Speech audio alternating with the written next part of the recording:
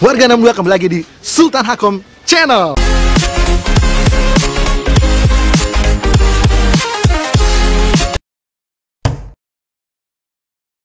Halo warga 62, balik lagi di channel Sultan Hakom. Nah, kali ini kita akan mengupas tuntas bagaimana sistem operasional kerja minimarket yang baik. Sebelum itu, kita makan es krim dulu kayaknya.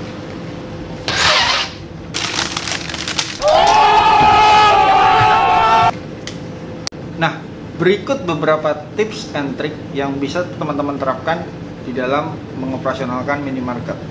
Ayo kita lihat. Yang pertama adalah pendisplayan.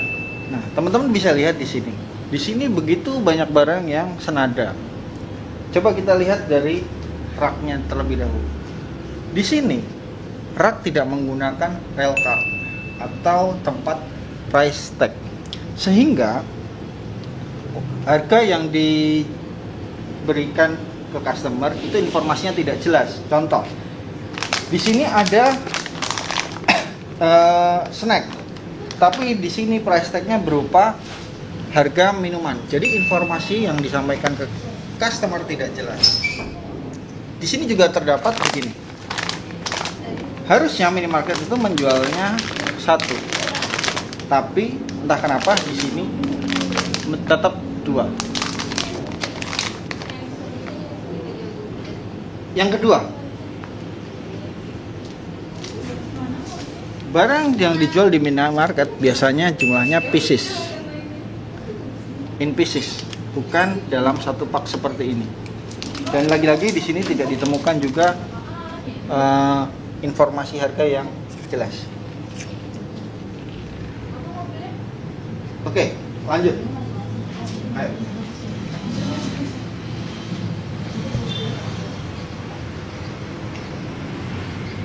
Sini.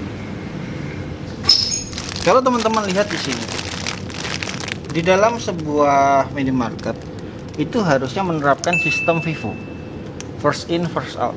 Jadi barang yang dipajang di depan, paling depan harusnya adalah barang yang masa expirednya itu lebih rendah daripada yang di dalam. Di sini kita cek barang yang terpajang di depan ini adalah tahun 2021, tapi di belakangnya tahun 2020. Jadi jelas bahwa FIFO di tempat ini tidak jalan. Oke, kita lanjut lagi. Kalau teman-teman lihat, di sini merupakan rak mie instan. Tapi yang menjadi concern di sini adalah merek tidak menghadap ke depan. Nah, jadi ketika orang mencari, wah ini mereknya apa? Tidak jelas. Harusnya bentuknya seperti ini.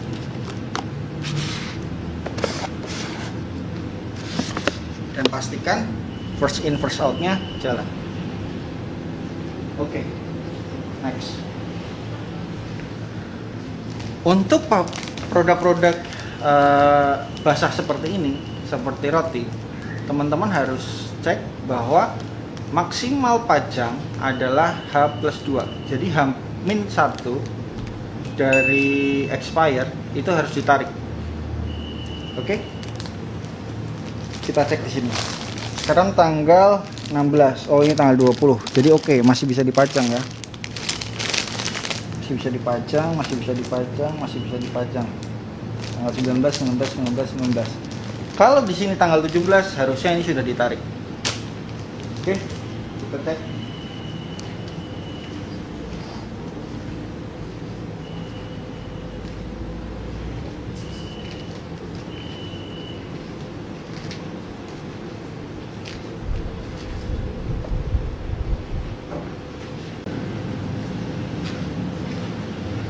Nah, di sini di minimarket ini sudah menggunakan sistem penjualan yang menggunakan aplikasi, sehingga ketika ownernya ingin mengecek tentang omset, penjualan, barang yang laku apa saja, itu bisa dengan menggunakan sistem.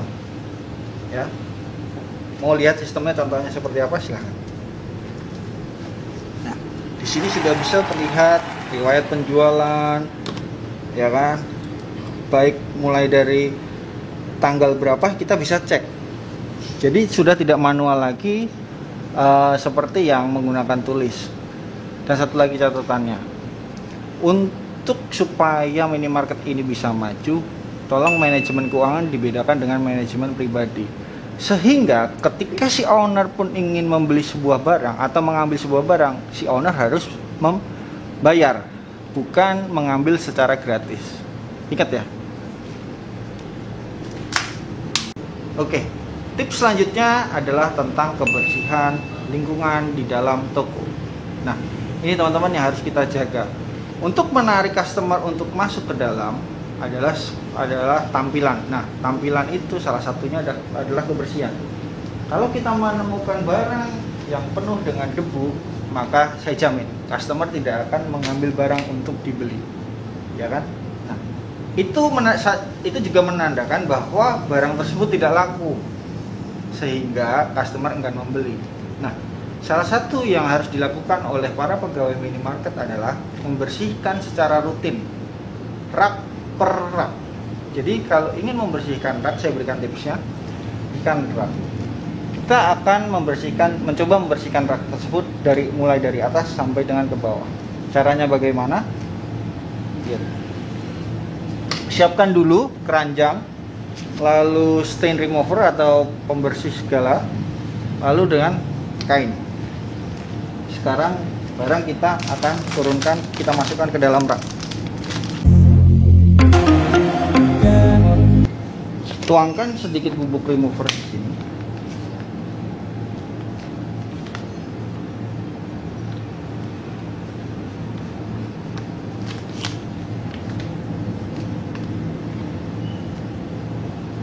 Lalu kita ambil lap dan kita gosok-gosokkan ke permukaan rak.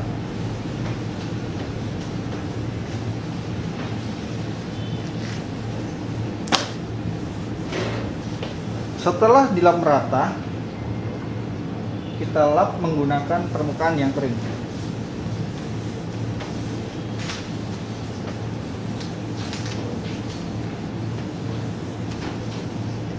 Lalu kita tata kembali barang.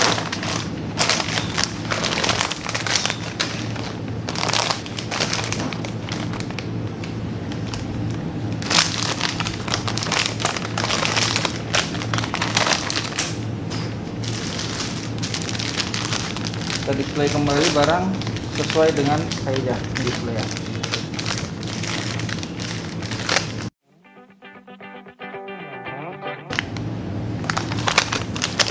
Setelah selesai display, pastikan price tag yang tertera sesuai dengan barang yang diinformasikan.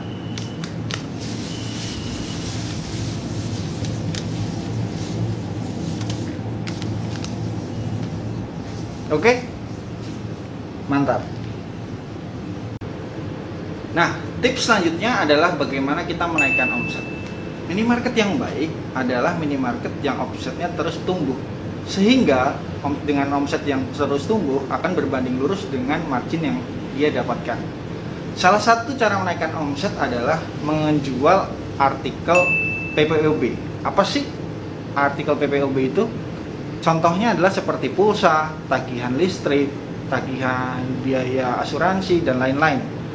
Berikut adalah contoh alat yang digunakan untuk menjual item-item PPOB. Nah, selain menjual item-item PPOB, kita juga harus menerapkan banyaknya payment yang kita sediakan. Salah satunya adalah menggunakan yang namanya edisi. Jadi, apalagi dalam masa pandemi seperti ini, orang akan cenderung membayar menggunakan cash, sehingga banyak orang menggunakan kartu. Edisi ini digunakan salah satunya untuk mengurangi penularan dalam COVID. Nah, selanjutnya, bagaimana cara menaikkan omset lagi? Mungkin kita bisa menggabungkan dengan usaha yang lain. Salah satu contoh yang bisa kita lihat real di depan kita adalah dengan jasa pengiriman.